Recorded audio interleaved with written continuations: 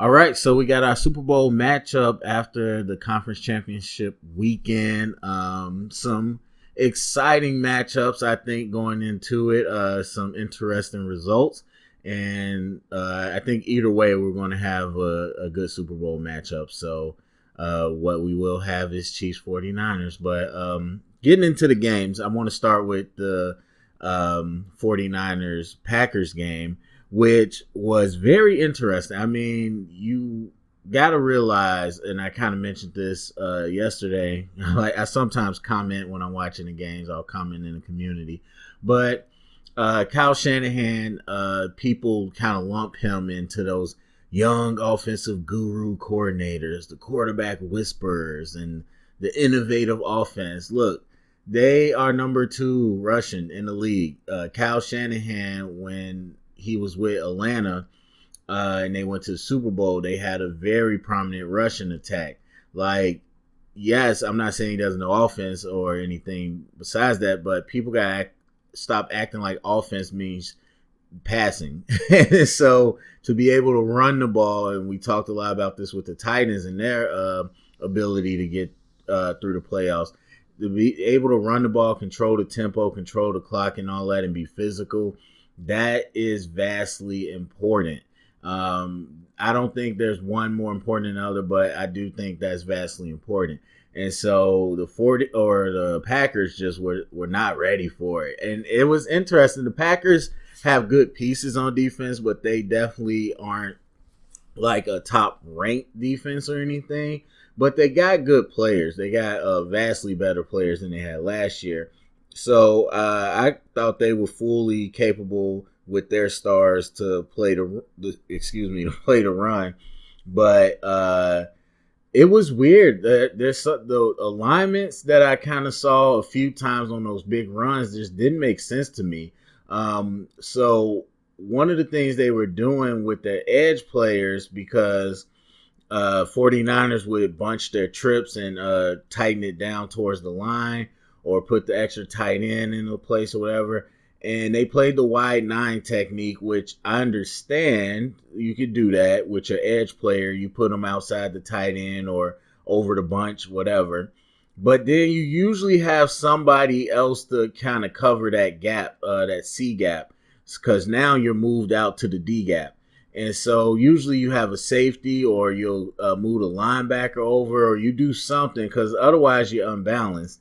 And they didn't do that, especially in the first half. And so the 49ers really took advantage of it, where they were either letting the edge guy come upfield because it was too late, or they was kicking them out with a tight end, and then everybody else was free to block downfield. And so, I mean, there's times where they physically move people, of course, but there was a good amount of times the Packers defense, just the alignment didn't make any sense to me, and they had like a open gap to run downhill in. And so, but either way, yeah, as good as Kenny Clark is, and the Smith brothers, they were not ready for that run game. And very similar to Derrick Henry, I don't remember, as Montserrat, whatever, however you pronounce his name. He runs angular and he runs straight ahead. Like, it's not a lot of bouncing and dancing. It's kind of one and go. And he has that high waist, long leg stride. And so it could kind of take off. And Derrick Henry's similar, of course, not built the same, but they do have that high waist running style. So it was a good, it was a really good game plan that, and good execution, that I didn't think I see the 49ers do. Like, I knew they could run the ball, but they didn't just dominate anybody like that. And throughout they only played one game, but I didn't think they were going to dominate the Packers like that, is what I would say. But yeah, that set everything up, and then they were able to pass off of that. But that defensive line, and look, man, I know I'm biased, but D-line is where it's at. Give me a monster D-line. I mean, we've seen it with the undefeated Patriots, and when they ran up against the Giants. We've seen it with MVP Cam Newton, and they ran up against the Broncos. We've seen it with Peyton Manning and record-setting Broncos when they ran up against the the Seahawks. Like that pass rush, and not only just the pass rush, but the run game and everything. That stuff matters, man. Like that, to be able to control the line of scrimmage is huge, even for a guy that thinks quickly, processes quickly, and has a good release like Aaron Rodgers. And Aaron Rodgers was going to get his. He definitely got his later in the game, but by the end it was too late. They avalanched. And it was a series of mistakes, and I don't want to blame Matt LaFleur. I think it's a very easy narrative to be like, oh, his team wasn't prepared because he's a first-time head coach. I don't think that's what it was necessarily, but I will say that once a few mistakes happen, like, the missed snap, the shank punt, the bobbled kickoff return, like it kind of seemed like once one mistake happened, it kind of to start to snowball, and mentally they didn't recover in the first half. In the second half, they came back and started fighting, like I said, but by that time, the 49ers were so heavy on the gas pedal that they put up a really nice lead. And so for me, again, it was something I wondered, just because at the end of the day, even if you had a team full of vets that had been there for years before the head coach, they're still going to kind of take the cue of the coach because it's muscle memory, is what they've been taught all year. And so I just wondered, of course, Aaron Rodgers is going to do his thing, and, Devontae Adams, a couple of those guys, but I just wondered was that something that maybe was rubbed off from the head coach. But I'm not going to dive into that narrative too big. I just think that they seemed not to panic, but they seemed shook, and they didn't really recover quick enough. And so, but Aaron Rodgers did his thing, but it was a lot of mistakes. And the 49ers, and I always say, great teams take advantage of mistakes, and they take advantage of opportunities. And so it's no knock to the 49ers that they got mistakes. You got to capitalize on them.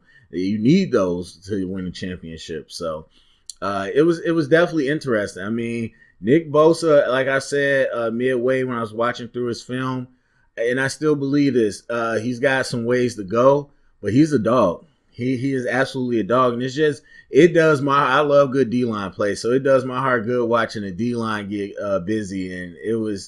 And to see Armstead, to see Buckner, who both of them, I was just like, dude, those are projects. And Armstead definitely has been, and I think Buckner progressed a little quicker than I thought, but those were big balls of clay. And now to see them be active D linemen is just really nice. So that was definitely an interesting game. But like I said, you weren't gonna hold Aaron Rodgers scoreless. He definitely took his shots and did some stuff, but just a little too late, man. And the 49ers, look, we got to see if they can hide Jimmy G. That's the real question. I think Jimmy G is solid. I don't know that he's more than that. So anyway, jumping over to the Chiefs-Titans game. Now I got to say it. Pat Mahomes is elite. It's crazy to me. It is absolutely crazy to me. And for anybody that wants to claim they knew last year or they knew before he got drafted or any of that, you're lying. There's people that liked him. There's people that said, hey, he has the talent to be great. There's definitely those. But nobody knew he would be this. Because I've mentioned it before, what makes Pat Mahomes this elite is what's between his ears. It's not anything to do with his arms and his legs. Now, don't get me wrong. The arm strength to be able to make those plays like Aaron Rodgers, that does help and that does matter. But it's all mental. Like, you would have never, watching him at Texas Tech, and look, I've said it many times. Like, first off, I'm not big on air raid quarterbacks to begin with, but I said at the time, like many times, like I was like, okay, Mahomes is a project. Like, I didn't think he was I didn't think any of them were great prospects. And truth be told, I think all those quarterbacks are playing true to who they are, except Mahomes. Mahomes evolved. And so that year on the bench, and again, I'm not in the building. People want to tell you what's what, but nobody knows if you weren't in the building. You don't know what to contribute it to, and you definitely don't know what he would have been able to do if he just came straight out as a starter. But whatever it is, he's here now, and the man is elite. And I mean elite in everything that you want him to be. And it's crazy to me because, like, people worry about these numbers, like, oh, he's not MVP this year. Or, you know, they worry about all these stats and these narratives. And I'm just like, look, it's not about the numbers. It's not even about the plays that he makes. It's about also the plays he doesn't make and the way that he goes about it. Because I always tell you, it's not what you do, it's how you do it. And the man just knows, he knows how to read a defense. And you really saw it, not to say that Tannehill was ever Pat Mahomes or anything, but that was the difference in this game. Because look, Mahomes had all day to throw. Like, Titans was not pressuring him. So I'll give them that. But also, when there was pressure or when things broke down, you knew, or not you knew, but you saw that he knew what to do. On the opposite end, with Tannehill, he panicked. Like, the man just ran. Like, there's so many third downs that he just took off out of the pocket and started running, had no chance to get the first down, but just took off running. Like, he didn't know where to go. He didn't know how to handle it when things broke down. And that is really the mark of a great quarterback. Pat Mahomes knows where people are. And he knows where his options are. He knows what to do. I mean, the angles he takes when he runs. I mean, the leverage he uses in the pocket when he's manipulating where to go. The knowing when to throw it away. And that's one of the things I hate. Because everybody talks about, these mobile quarterbacks, they extend the play. And people trash Aaron Rodgers for this. He was leading the league in throwaways.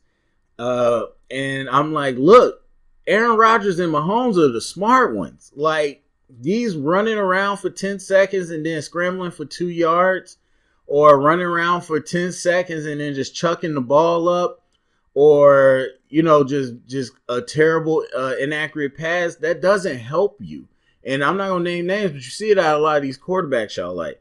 But throwing it away, living to fight another day, and not giving up field position is the smart play. And look, I could go on for a while. It just blows my mind to see what he's become. And at the end of the day, that's the part I always talk about. As much as I do draft stuff, and as much as other people feel like they're experts in evaluating people, the one part we don't ever get that these people are they're going to be able to see what these players are made of. For the most part, I mean, they only get a few interviews and whatnot, so they might represent themselves. But if you do your homework, you're going to know what these players are about and what makes, their mental makeup. And the good teams really get the players that are coachable and the players that want to love the game and learn. And so, look, Mahomes was a beast. The Titans did them. They ran the ball. They played some good defense early on, and they tried to control it. They tried to do exactly what they did to Baltimore, except, once again, that's a different quarterback. So you got a real quarterback, and you knew it. It was just like, look, you better keep the ball out of his hands, because once that team gets on the field, that offense, they're going to score points, and they're going to score it quick, and then things are going to get out of hand. So, and then the Titans, I don't know, man. Like, a lot of these defenses, and I get upset with this every time, no matter where I'm coaching, is that I get in man, you're watching the guy. And then in zone, the narrative is you can watch the quarterback. The problem is it is so lazy on every level of football when defenses play zone, because they're watching the quarterback too much. And they are just covering green grass, and I hate when people cover green grass. And the Seahawks back in the Legion of Boom was probably one of the better teams, at making a zone to man convergence. Titans were standing in this. You had some people in the same place. You had guys running free right behind them. They weren't even looking. They were just looking at Mahomes. And I'm just like, bro, I get it. You don't have to stare the man down in zone, but you don't have to stare the quarterback down either. And the Titans were beating themselves because they did not have a pass rush to sit there and mess their zones up. And it's like, to me at that point, if you're not going to do the work to cover a zone, then you might as well zone blitz or man blitz with a spy or something over the middle. Switch it up, because what they were doing was just allowing themselves to get picked apart. Now, if they had a crazy pass rush, you could do that, but they didn't have one. So I don't know. It was silly to me. So yeah, interesting games. We continue to learn these lessons. Make plays in the pocket, stop the run, and that's how you got to win in playoffs. And so now we go forward to the Super Bowl, and we'll talk more about that as we get closer. So go to the comment section. Let me know what you thought about the playoff games this weekend. Share it around, get the conversation started. Thumbs up, subscribe, and thank you for listening.